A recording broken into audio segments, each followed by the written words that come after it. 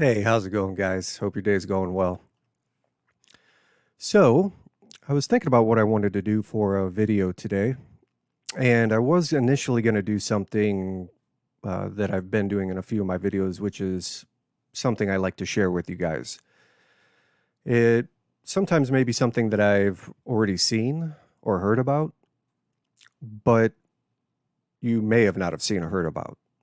And I really enjoyed it, and so I want to share that enjoyment with you guys.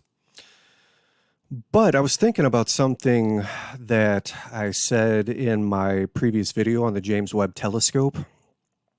And this was pointed out to me by one of my subscribers who rightly pointed out that the Dogon Tribe reference that I mentioned in the James Webb Telescope actually wasn't about Alpha Centauri and Proxima b. It was actually about Sirius star system. It's a tri-star system or tertiary star system. It's got three stars.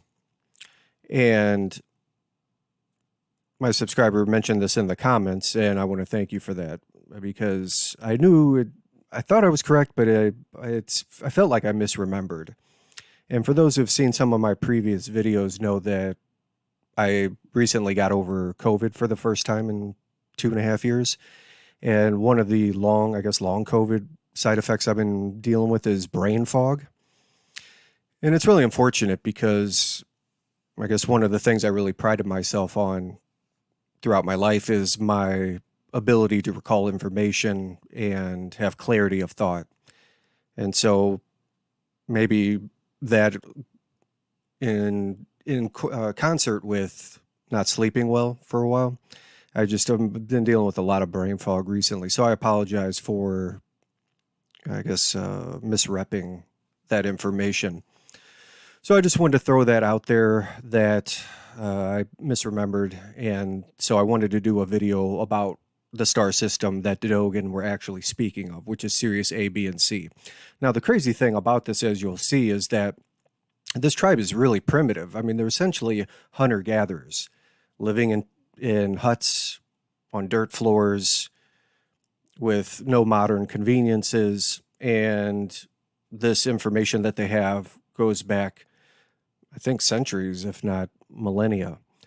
And they say they were visited by a race of beings from Sirius B, a planet around that star.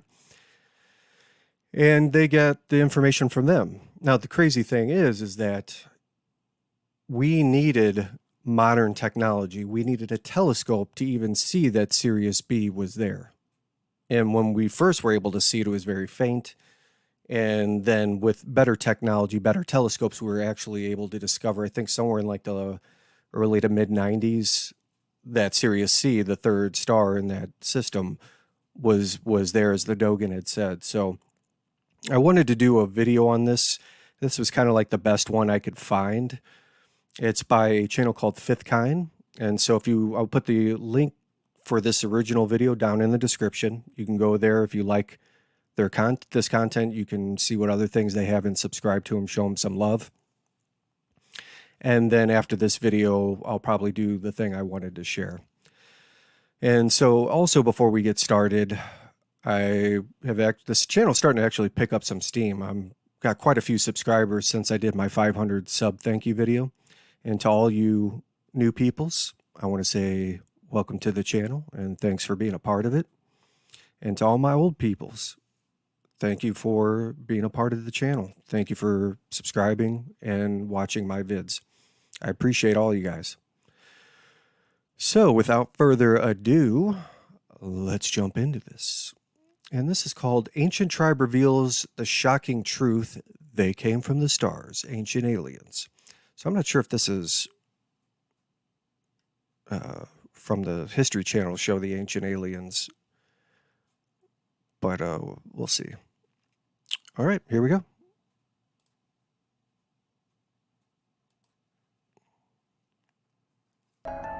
The Fifth Kind. This thought-provoking program is brought to you in association with Gaia.com. Follow the links to unlock the entire Gaia library. Yeah, I've heard of Gaia before. This website.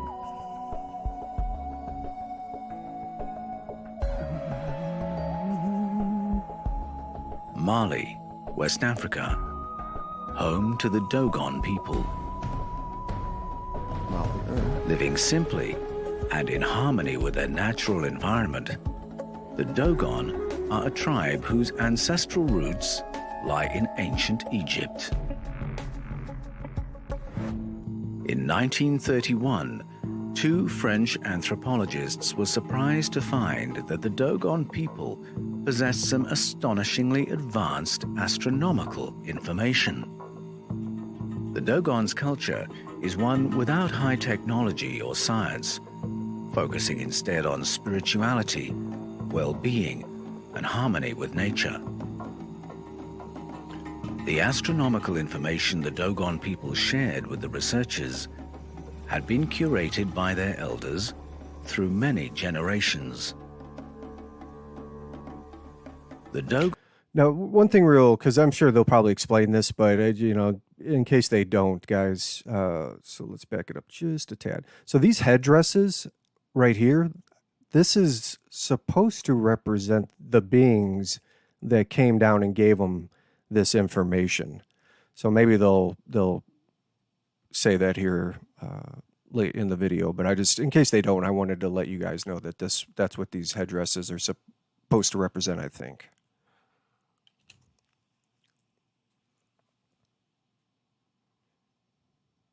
Through many generations. Uh-oh. Oh, back up. Through many generations. The Dogon's canon of sacred knowledge included precise information about the three-star system we call Sirius. They were able to describe and pinpoint the location of the distant star Sirius B, a white dwarf star invisible to the naked eye. The Dogon were ahead of mainstream astronomy by nearly 3 decades. The existence of Sirius B was unknown to mainstream Western astronomy until the production of modern telescopes in the 1950s.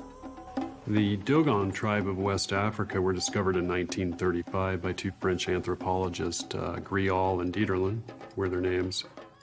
These two anthropologists eventually gained the respect of the Dogon shaman and were allowed to hear their sacred knowledge.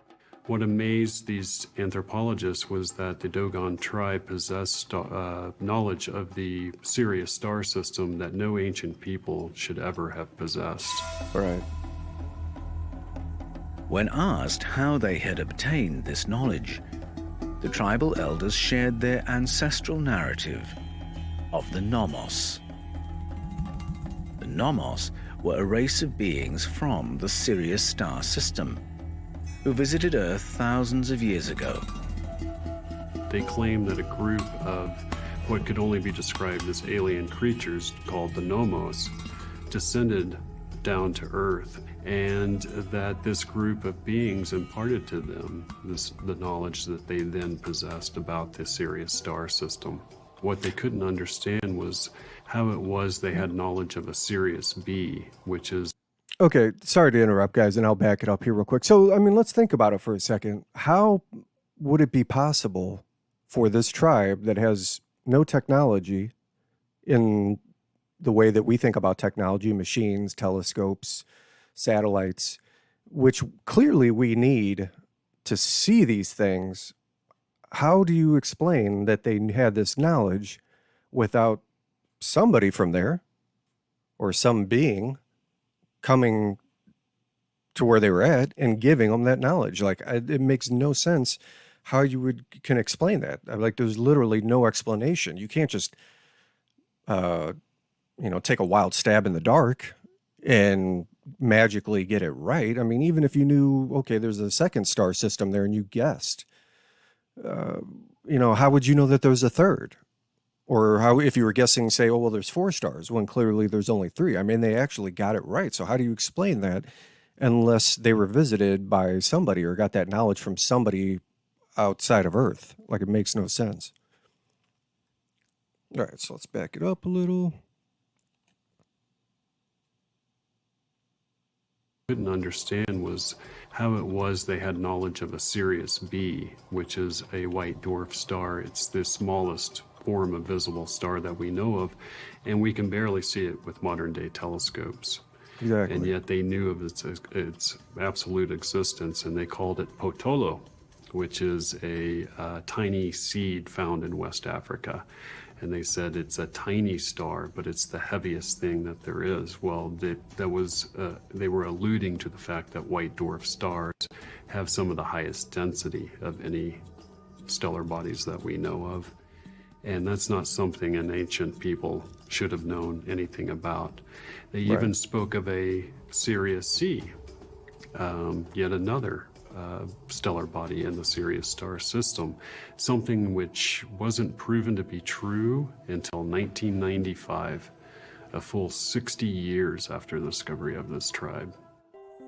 Okay, so that's exactly what I was saying, somewhere in like the early to mid 90s. So a tribe with no technology, no telescopes, no nothing, knew about this star way before modern astrology did. And we didn't figure it out, modern astrology, until the mid 90s, 95. How do you explain that?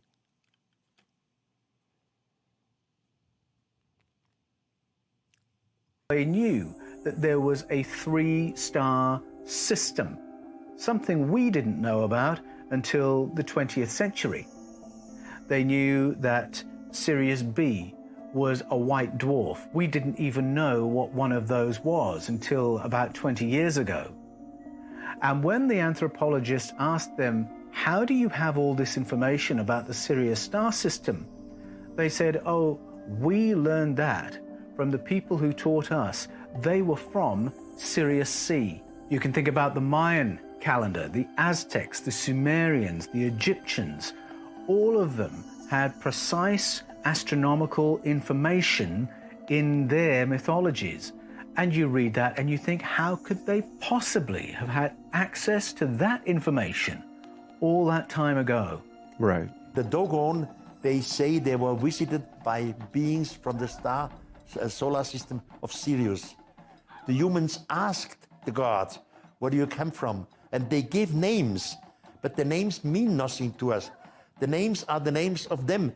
To us, it's a word which has no meaning on the firmament. So we don't know where they came from, and we don't know where they went. Definitely they went back, and they promised to return. Now that gentleman right there, that's Eric von Daniken. He's a kind of like one of the godfathers in the ancient alien, theories of all that stuff, which I was super hooked on that show, Ancient Aliens.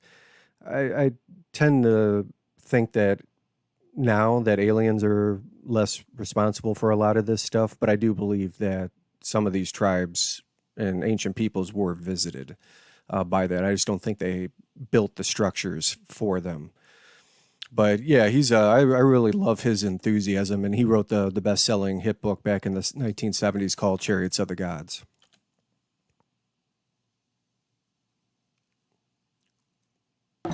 They are back again. Well, the creation story of the Dogon is absolutely wonderful. They basically found that in the beginning there was this almighty entity called Amma. Suspiciously close to Amun, he sets up and creates the twins. The first set of twins that came out of the earth came out a little bit early. So they were considered to be imperfect, and that came to symbolize the human race. But there was another group of twins that came out that were absolutely perfect, and they were called the Nomo. And the Nomo basically were these sort of amphibious water creatures, and because they were so perfect that when they finally died, they went to a place called Paradise, which the Dogon claimed to be somewhere in Sirius, the star Sirius. After the Nomos have gone to Paradise and Sirius, they said, we're going to go back to the Earth. And when the Nomos landed, they said that they basically gave the civilizing arts to humanity, which back then was living a very barbaric life. And what's astonishing about the story, apart from the fact the story is astonishing in itself as a depiction of how creation began in their point of view, is the fact that it mirrors so many other creation myths throughout the world, whether it's in South America or Polynesia. There are very, very great similarities between the Dogon and other cultures as well.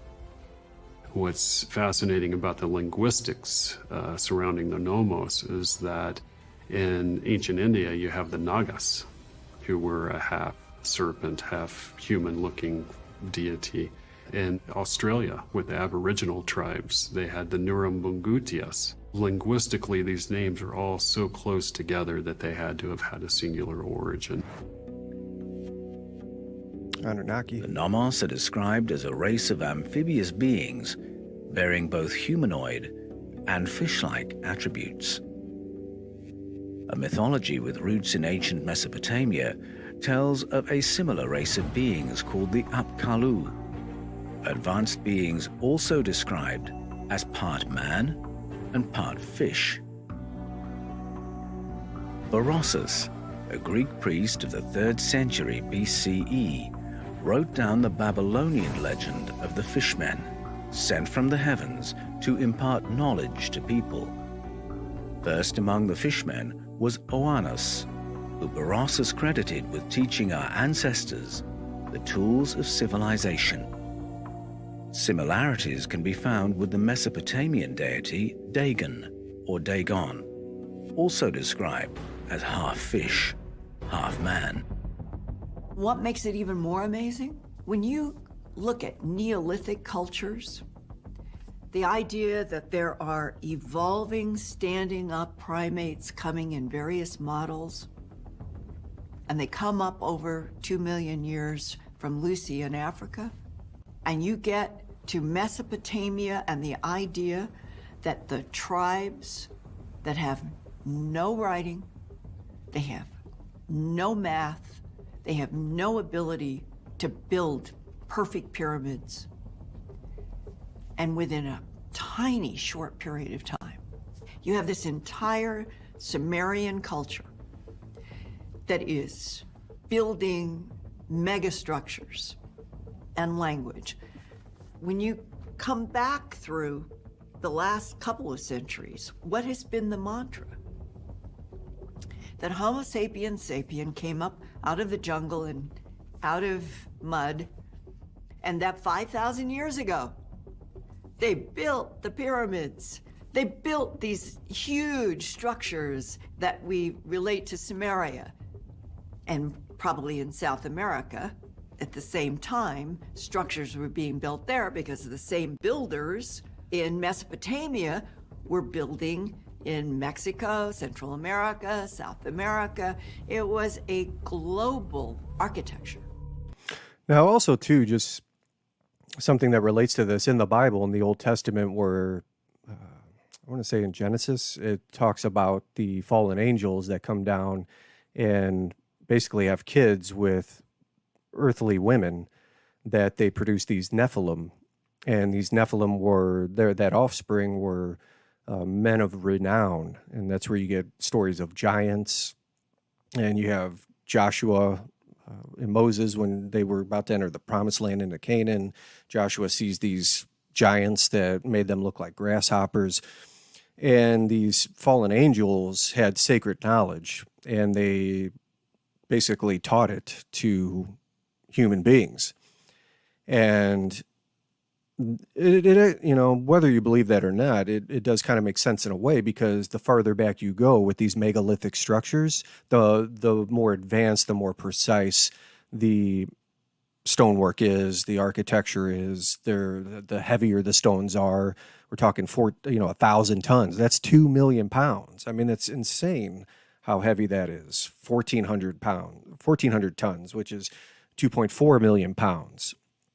And so, just so you have the frame of reference, there's a megalithic stone that isn't shaped; it's just a stone. In the history of the History Museum in Los Angeles, County of Los Angeles, I believe, is something like 600,000 pounds. And if I'll put a picture of it in this video.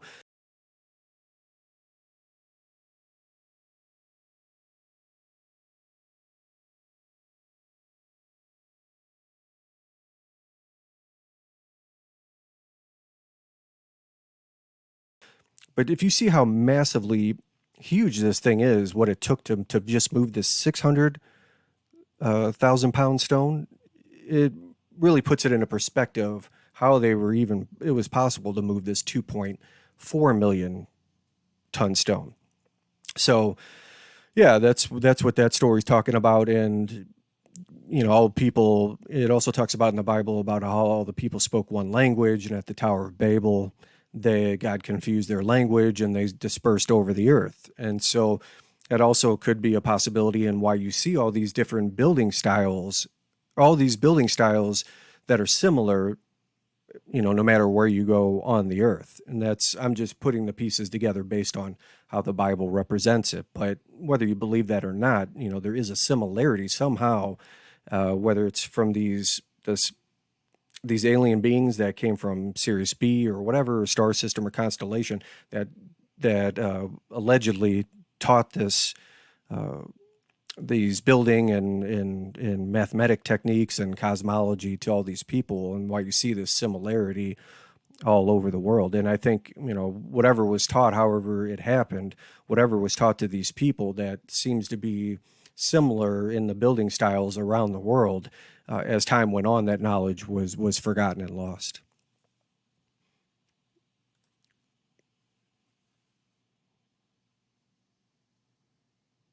The ancient Egyptians associated the goddess Isis with the star Sirius. The star also has a connection with Osiris, Anubis, and Sopdet, the goddess of Sirius. The name Sopdet means she who is sharp. Sopdet was said to have made the soil bear crops, and was the consort of the entity known as Sa, associated with the constellation of Orion. Could it be that Sirius itself is the repository of a specific type of wisdom from where came creatures of a certain humanoid nature, which were kind of like us, but still very different, because they reside in every single culture in the world. And all of these people came to the Earth after a barbaric time to give us the stuff that we know today: mathematics, astronomy, how to create temples with monolithic blocks and things like that, agriculture, animal husbandry. They all go back to these people whose source always ends up in Sirius. So, were they real? Or was a myth to explain a specific point in the universe where things really originate from? The Nomos were representatives of the order on Earth. These beings were amphibious beings, fish-like creatures, which were eerily mysterious. Now, if we take a look at other mythologies, for example, ancient Atlantis, we will find that Atlantis has similar beings described there, called the Telkines. The Telkines were the beings who possessed incredible knowledge in metallurgy. These beings were the bringers of knowledge. If we take a look at ancient Egypt or ancient Sumeria, we will find that several other beings existed in those mythologies as well. So we will find the same beings existing in their accounts, but with different names. Is this recurring theme of encounters with beings from the stars merely a literary coincidence? Could the Dogon Tribe be carrying the memory of real encounters with beings from the Sirius star system? In my personal research, I believe that the knowledge of the Nomos actually came from their time in ancient Egypt and being part of the ancient Egyptian priesthood. The Dogon said that they had actually came from ancient Egypt.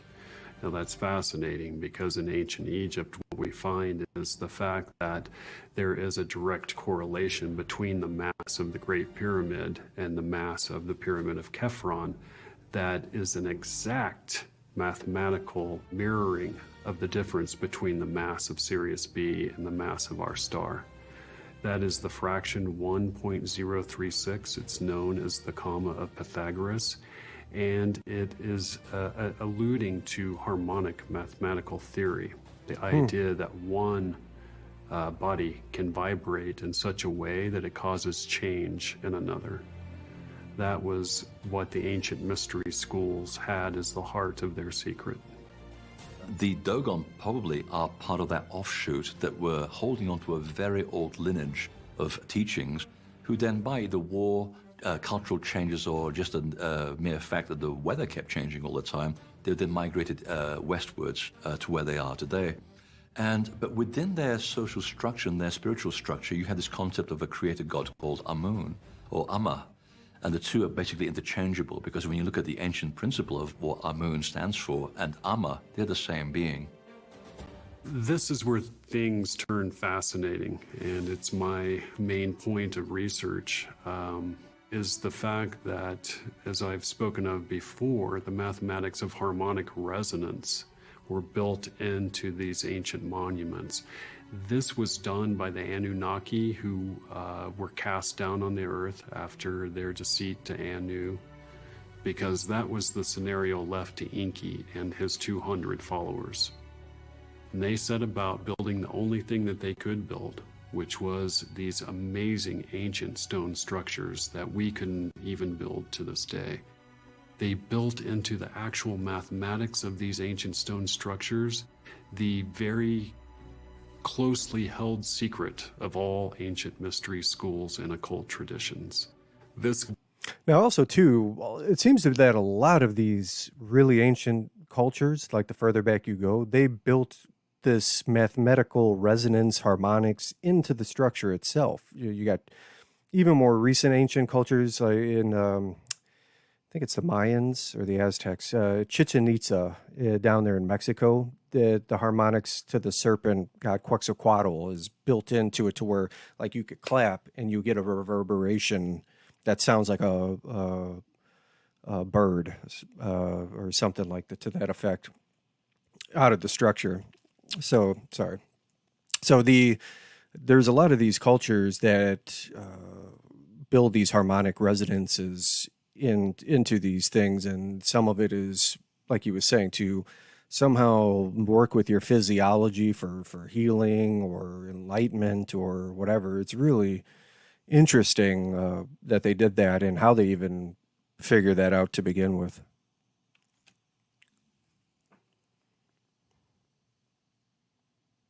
Secret, the fact that the human body itself, through the 7 chakra zones, which also equate to the 7 notes in a musical octave, can, through harmonic resonance, affect the reality fabric around us.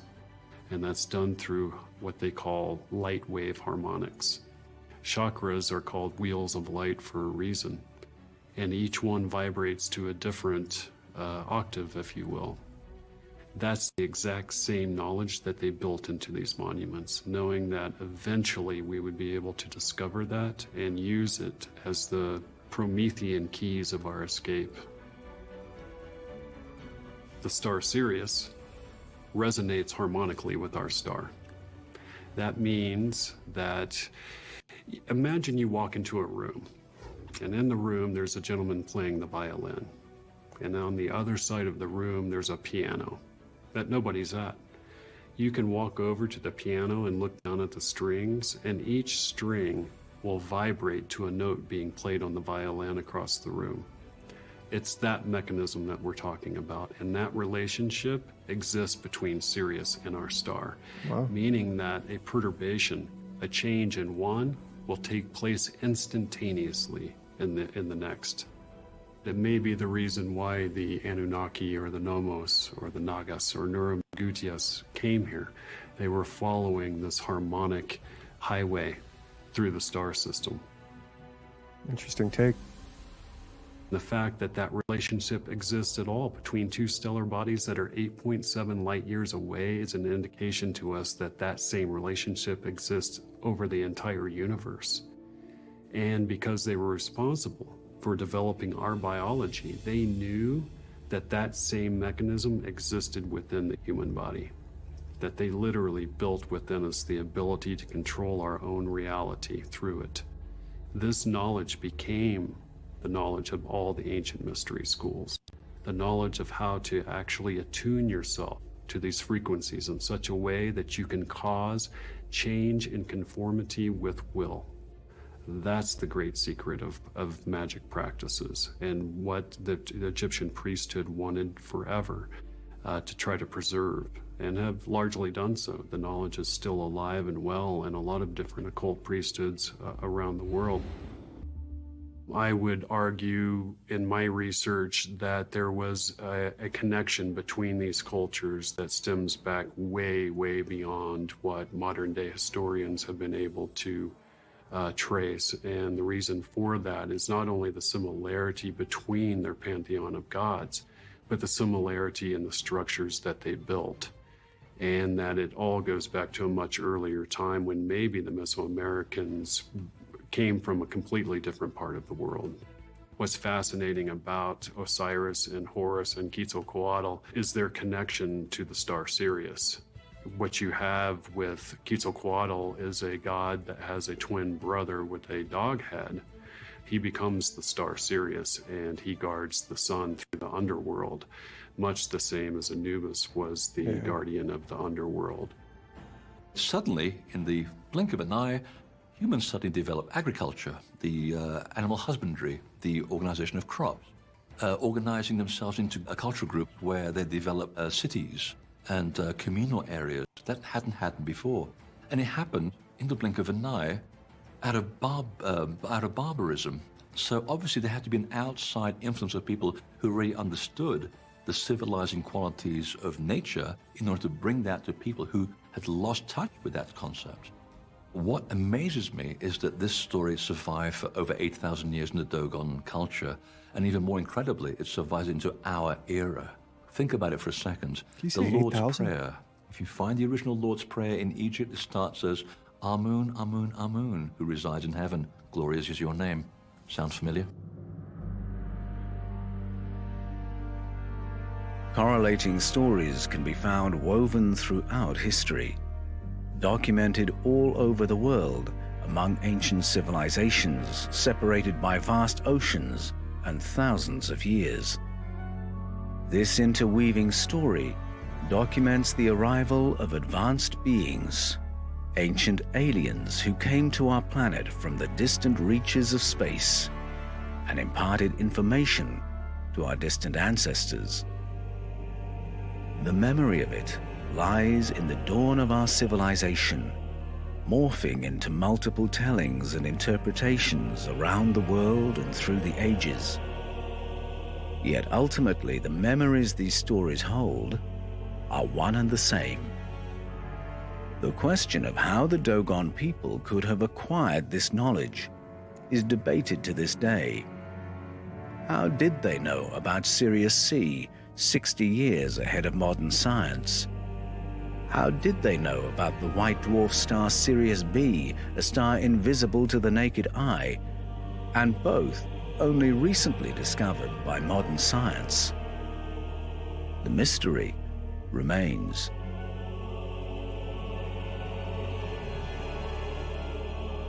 Thank you for watching The Fifth Kind in association with Gaia.com.